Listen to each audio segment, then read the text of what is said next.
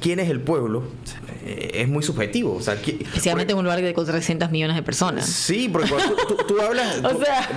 la gente por lo regular define pueblo como el proletariado que definía Marx, ¿no? Como que la clase trabajadora. Pero ven acá, pero si el pueblo lo compone todos los habitantes que habitan dentro de... O sea, yo creo que hay un... En este caso sería la gente que está más vulnerable, la gente que no tiene los recursos, digamos, para pagar algo privado, para ir a una escuela privada, para pagar un seguro privado. Pero si la Constitución me dice que no debe haber fueros ni privilegios, yo no puedo excluir absolutamente a nadie, porque ven aquí, porque yo estoy en una situación de vulnerabilidad, entonces yo necesito que el Estado responda. David Kuznicki va a estar con ustedes un par de días a la semana, de 9 a 11 de la mañana, y bueno, a veces también con Magdiel aquí, claro. cuando pueda acompañarnos también. Y la verdad es que yo creo que es una semana llena de información tan interesante, tantas cosas pasando a la misma vez. Totalmente, o sea, desde desastres naturales, exacto, como lo que ocurrió hace unos días, sobre todo en el interior del país, sí. Ahora este tema que es importantísimo, impostergable, que no se puede tampoco tomar a la ligera. Hay que darle la importancia necesaria, y yo creo que aquí el llamado principal es a la cordura. Creo que no podemos repetir los errores que se cometieron anteriormente en el gobierno anterior. Exacto. En donde salimos porque, bueno, no me parece, no es la vía. Ya no es la vía. Yo creo que tenemos que entender no se cambia nada de esa manera. No cambia nada. Y ya no tenemos este comodín de elecciones el próximo año. Porque el año pasado podíamos pensar de que, bueno, exacto, un cambio, no votes por lo mismo, vamos por algo diferente. Bueno, aquí se hace mucho el voto castigo, que ha pasado también en Estados Unidos en las últimas 2 elecciones, que es bien interesante. Pero definitivamente es que no se logra nada saliendo a la calle solamente. Obviamente el año pasado con el tema de la mina, eso era diferente, y estamos hablando de una movilización nacional. Pero el diálogo es mucho más importante, y ver opciones y realmente dar críticas constructivas. Esto es un tema complejo. Esto es un tema complejo, que no se va a resolver ni siquiera creo que en un gobierno. O sea, esto va a tomar tiempo. Sí. ¿Tú qué piensas? Porque en realidad estamos hablando de décadas y décadas que ha ido, ¿sabes? Un goteo ahí constante. Y quizás el cambio es mucho más fuerte, que quizás es lo que la gente estaba esperando, ¿no? Quizás algo un poco más pesado quizás en el cambio. Bueno, es que siempre va a haber inconformidad. Estamos hablando de la caja del seguro, güey. Por si acaso la gente que ahorita mismo está todavía en una... Siempre habrá gente inconforme, gente que no esté de acuerdo, y eso se respeta. O sea, estamos en un país pequeño, eso no quita que no haya diversidad de ideas. Exacto. No haya posturas a favor o en contra de X o Y decisión. Y aquí en todos los aspectos de la sociedad vamos a tener discrepancias, porque eso es una democracia. Si tuviéramos a un régimen autoritario que da las normas y es lo único, la ley, o sea, la Biblia no viene del gobierno, porque estamos en una democracia. Exacto. Aquí cada uno cree lo que desea creer. Principalmente lo que hay que cuidar es ese ecosistema que nos permite el diálogo para encontrar las mejores soluciones. Pero hay un aspecto, Debbie, que yo creo que nos hace falta recordar. Primero, ¿por qué existe el sistema de pensiones? Yo creo que la gente no habla al respecto. Hace menos de 100 años, la mayor parte de la población mundial ni siquiera pensaba en voy a jubilarme cuando cumpla cierta edad. Exacto. Trabajaban hasta el último día de su vida. El que no tenía hijos tenía que ver quién se hacía cargo de él cuando ya no podía sostenerse. O sea, la gente tenía hijos porque alguno de sus hijos tenía que mantenerlo. Y en otras culturas es así. Y en otras los padres pasan a la casa de sus hijos para que sus hijos cuiden de ellos, claro. A ver, porque eso es algo natural. El ser humano llega hasta cierto punto en donde ya las fuerzas no les dan. Claro. El sistema de pensiones, principalmente que te permite jubilarte, viene para darte la alternativa de que una vez cumplas con tu vida laboral y hayas aportado al país, porque hay que decir que los que hoy están jubilados hay que tratarlos bien porque son ellos los que han construido el país, claro. Bien o mal. Hoy nos quejamos y decimos que el país los estamos eso y los impuestos y muchas otras cosas. Que los gobiernos no lo han destruido, pero mira, yo creo que también hay que ser objetivos y tampoco hay que ser tan malos, porque hoy por hoy Panamá todavía es un país que nos permite tener esto que tenemos hoy día, la discusión. No estamos batallando con temas políticos como otros países, incluso en la región, que no saben qué hacer. Entonces, hemos llegado a un punto en donde debemos honrar eso y debatir. Sí, el tema también está que estos servicios sociales que te da el Estado, por ejemplo, el tema de salud, que sigo pensando, digo, obviamente hay muchísimas deficiencias, pero claramente, como dices, en otros lugares inclusive está peor, pero hay muchísimas deficiencias a nivel de salud, a nivel de educación. El tema, por ejemplo, lo que pasó con los niños en pandemia en las escuelas fue de terror, literal, porque no tenían cómo hacer que los muchachos regresen a las escuelas. Obviamente el estado que hay de tantas escuelas alrededor del país, que los niños no tienen ni siquiera cómo llegar a las escuelas, todo eso viene de esto que la gente está pagando. Entonces tú dices, ok, estoy pagando esto para luego recibir una pensión que no me alcanza para vivir, porque el nivel de vida, que lo vimos hace la semana pasada con una encuesta que hicieron, que uno de los problemas más grandes que siente la población nacional es el incremento en el nivel de vida. O sea, no se puede pagar las cosas. Que interesantemente, si hacemos esa analogía, lo que pasó ahorita en Estados Unidos es lo mismo. La mayoría de la gente que votó, por ejemplo, por Trump, votó, y cuando la escuchas hablar, dicen, es que no puedo pagar mis cosas básicas. Trabajo la misma cantidad de horas que trabajaba hace 5 años o más, tengo hasta 3 trabajos y no me alcanza para pagar mis cosas. No voy a decir que Trump va a solucionar eso en un día, pero eso es lo que la gente dice, ¿no? Como que esto no me está funcionando. Claro. Este último gobierno, estos últimos 4 años de gobierno, no me funcionaron. Me hicieron que la vida esté peor, hay una inflación. Es verdad, hubo un COVID en la mitad, las guerras mundiales, todas esas cosas afectan. Exactamente. Uno piensa que la guerra en Rusia no te afecta bastante. Te afectan ciertos elementos de país, de los insumos, en Europa y en Estados Unidos. Y todo esto es una cadena.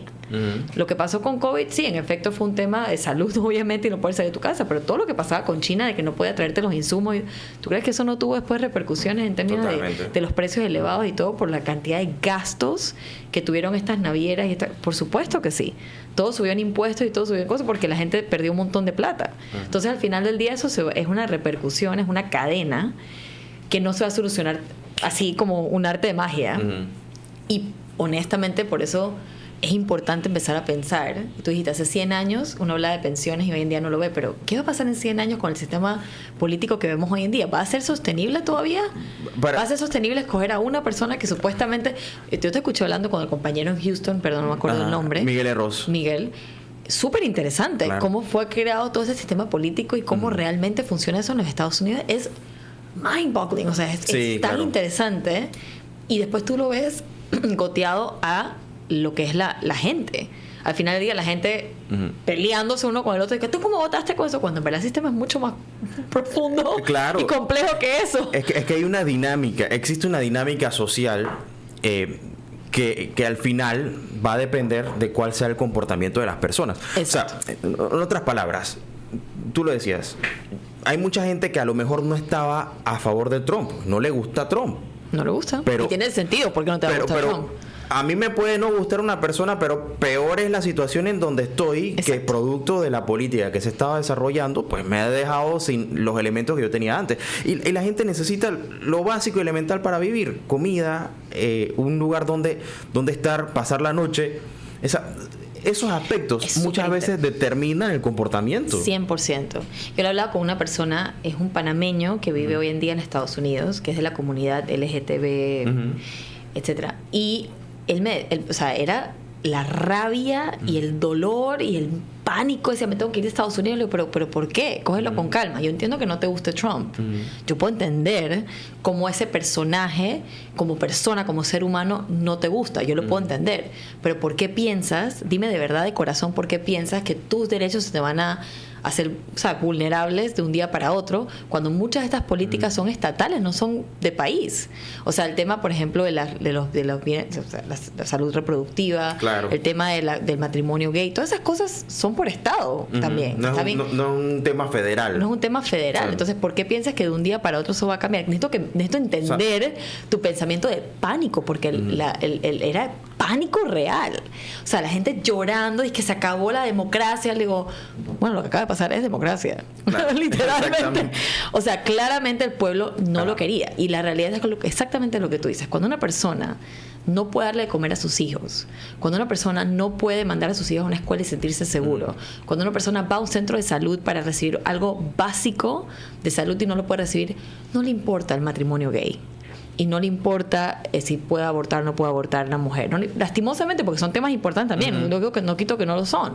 Son temas importantes de la cultura y del crecimiento de un país. Pero no les va a importar, porque como tú dices, su parte básica para poder sobrevivir está vulnerable. Y eso es lo mismo que pasó aquí en Panamá. Lo mismo que pasó aquí en Panamá, que el gobierno que tenemos ahorita es un gobierno populista. Es un gobierno no populista en términos de comunismo. Clientelismo y todo lo demás. Es un gobierno de la gente. La gente se quiere sentir segura. Entonces no les importa las otras cosas. Les importa sentirse seguro y tener dinero en el bolsillo. Y eso es lógico. Que no es lo mismo clientelismo que populismo. Exacto, tampoco. O sea, no yo creo que eso hay que definir. Y no por ser populista quiere decir que sea totalmente mal. Aparte de que el tema de quién es el pueblo es muy subjetivo. O sea, especialmente en un lugar de 300 millones de personas. Sí, porque cuando tú hablas... la gente por lo regular define pueblo como el proletariado que definía Marx, ¿no? Como que la clase trabajadora. Pero ven acá, pero si el pueblo lo compone todos los habitantes que habitan dentro de... O sea, y yo creo que hay un... En este caso sería la gente que está más vulnerable, la gente que no tiene los recursos, digamos, para pagar algo privado, para ir a una escuela privada, para pagar un seguro privado. Pero si la Constitución me dice que no debe haber fueros ni privilegios, yo no puedo excluir absolutamente a nadie, porque ven aquí, porque yo estoy en una situación de vulnerabilidad, entonces yo necesito que el Estado responda a mis intereses. ¿Y qué pasa con aquel que también nació en este país y que está aportando a las arcas del Estado? O sea, no podemos pensar de esa manera, porque entonces eso es lo que está pasando. Eliminamos la democracia, porque digo, todos debemos entender que hay una parte que nos corresponde dentro de la sociedad. Y ven aquí, yo pienso que la gente que se ha superado y ha salido, yo escucho muchas historias, es más, hay muchísimas historias de personas que salieron de la pobreza extrema y que hoy día pues forman parte de ese 1% más rico. Bueno, pero eso no era el American Dream. Bueno, en teoría ese era el sueño americano. Efectivamente, de que yo tengo la libertad de que a mí no me miran por lo que o sea, no importa dónde vine, tengo de dónde vengo, sino lo que yo quiero hacer. Pero hay un elemento, es que, y poco se habla, hay una parte importante en los derechos, que eso es indiscutible, todos tenemos derechos y eso hay que hacerlos cumplir, pero está la otra parte que es donde nos olvidamos de quién hace cumplir esos derechos, nosotros mismos, a través de los deberes que tenemos como ciudadanos. Exactamente. O sea, yo no me puedo desprender, porque es muy bonito venir y decir que nos están robando la plata. Ahora, yo pregunto, ¿qué estoy dando yo? O sea, ¿dónde está mi parte? Especialmente cuando estamos en el juego vivo constantemente. Sí, porque si yo demando y no estoy dando, entonces, ¿qué derecho tengo yo? Porque... Mira, yo estoy de acuerdo con las protestas, pero yo estoy en desacuerdo con cerrar calle, porque ese que cierra calle lo que está haciendo está afectando a la persona que quiera trabajar. Entonces me está restando. Entonces, los niños que van a las escuelas, un montón de cosas, claro. Ahí es donde yo voy, que no me permite generar, pero es muy fácil demandar. O sea, ahí está la parte en donde hay que sentar. Y eso es lo que yo veía ayer. Yo veía personajes, por ejemplo, que supuestamente abogan por la democracia, abogan por que todos somos iguales, lo cual es importante, es como tiene que ser, claro. Pero se burlaban de las personas que votaron, por ejemplo, republicano. Los llamaban bros, los llamaban esos white supremacy. Le digo, oye, pero estás haciendo exactamente lo mismo. Sí. De que o sea, ¿qué te hace mejor? ¿Te hace mejor persona burlarte de la gente de esa manera? No te hace mejor persona, te hace exactamente igual. Entonces, ¿dónde está esa delgada línea de decir, ok, está bien, esto es una democracia, tú piensas diferente a mí, vamos a agree to disagree, como se dice? Exactamente. No, no tiene que ser todo negativo, o sea, hay parte negativa en cada lado y parte positiva en cada lado. Lo que hay que hacer es ver cómo se construye una mejor sociedad. Tú decías algo interesante ahí, y es que yo, capaz es mi pensamiento quizás un poco radical, pero yo digo, inclusive las personas que están en una mejor posición, que tienen la posibilidad de mirar un poquito más para allá y decir, tengo la comodidad de ir a un médico privado, tengo la comodidad de mandar a mis hijos, con esfuerzo, no digo que no, pero mandar a mis hijos a una escuela privada. ¿Por qué no puedo hacer más por mi país para ayudar a aquellas personas que no? Y esa es la mentalidad que no hemos tenido, porque es una mentalidad de supervivencia, es como que yo me cuido lo mío, claro. Yo protejo lo mío. Y te doy un ejemplo de algo básico y bobo. Por ejemplo, hoy en día, en el mundo entero lo hemos visto toda la vida, pero hoy en día con las redes sociales es mucho peor, y con WhatsApp, etcétera, el tema de bullying en las escuelas, por ejemplo. y cómo está viendo hoy en día, se está viendo mucho en grupitos de WhatsApp, que los niños como que excluyen a otros niños, los sacan, los meten, no sé qué, y eso está generando mucha ansiedad en los niños. Hay mamás que obviamente son las mamás vulnerables, que tienen a sus hijos que son los niños excluidos, y están las mamás que por lo general, vamos a ser sinceros, los niños que muchas veces tienden a ser los bullies. No quiere decir que los papás son así, no así que no, pero muchas veces sí pasa. Muchas veces sí pasa que los papás no se dan cuenta, no prestan atención. Pero esas mamás, y me incluyo, que estamos en el medio, que son las mamás que sus hijos no son bullies y no tienen los problemas, son las que tenemos que meternos a tratar de ayudar. Porque no tenemos una parte emocional conectada con el tema. Pero son por lo general las que no se quieren meter. Porque si mi hijo está tranquilo o mi hija está tranquila, yo no voy a decir nada. ¿Por qué me voy a meter yo a tratar de arreglar las cosas si mi hijo está bien? Pero ahí está el problema. Si tú no tienes un problema, si tú no tienes una conexión emocional que te haga vulnerable al tema, en este caso si tu hijo es el niño que está siendo excluido o en este caso tu hijo es el problemático, tú tienes que hacer algo al respecto. Es tu responsabilidad decir, yo voy a tratar de ayudar a ver cómo puedo, porque mi hijo está en una posición neutral. Y yo siento que eso tiene que pasar en todas partes, en todo sentido de la sociedad. Si tú tienes una posición neutral, tienes que ver cómo tú puedes apoyar y ver cómo lo haces mejor, porque estás en una posición de más comodidad. No, y es lo que no pasa en el mundo. No, porque lo que pasa es que sí nos afecta. A veces solemos pensar que como no me corresponde o no me toca, como tú decías, no me toca a mí, que bueno, yo tengo un seguro, una pensión privada que estoy pagando.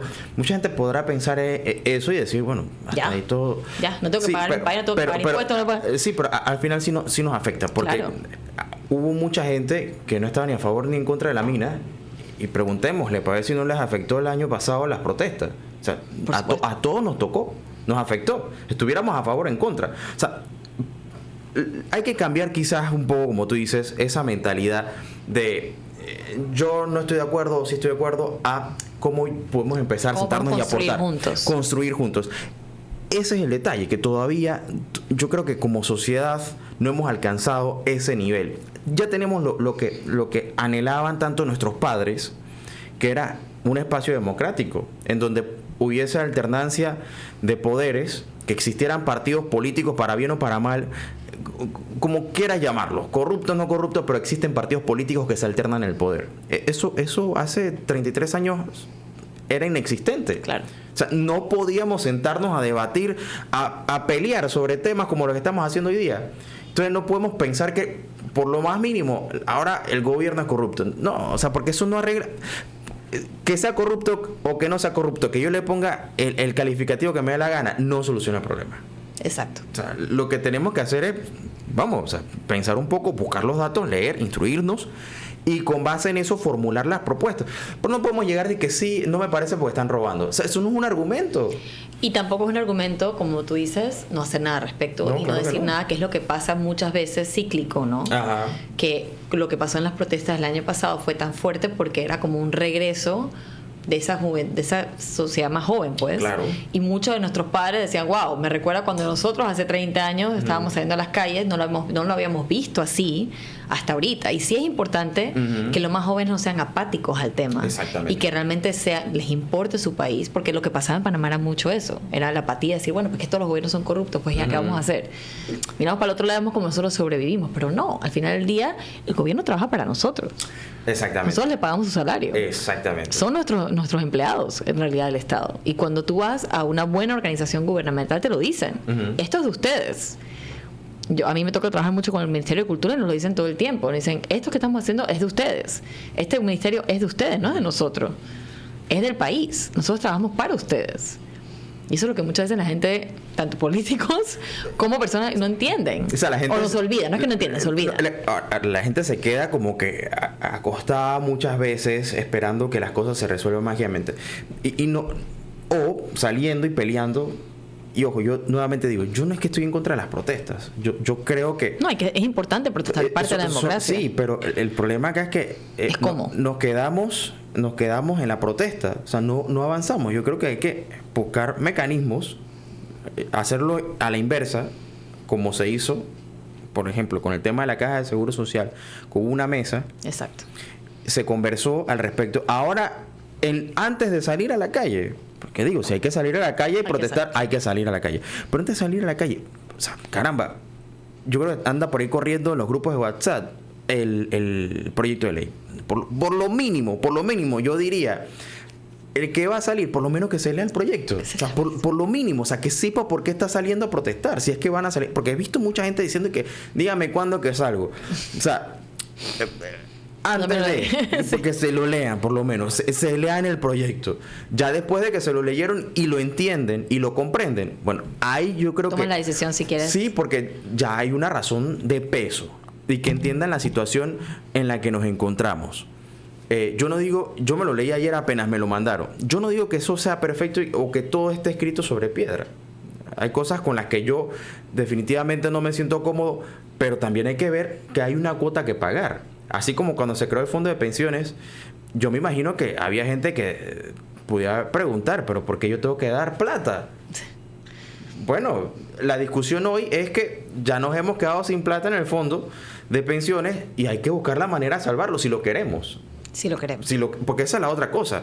¿Queremos este programa? ¿Lo necesitamos? Yo creo que lo necesitamos. Si lo queremos... Hay mucha gente que lo necesita, claro. Sí.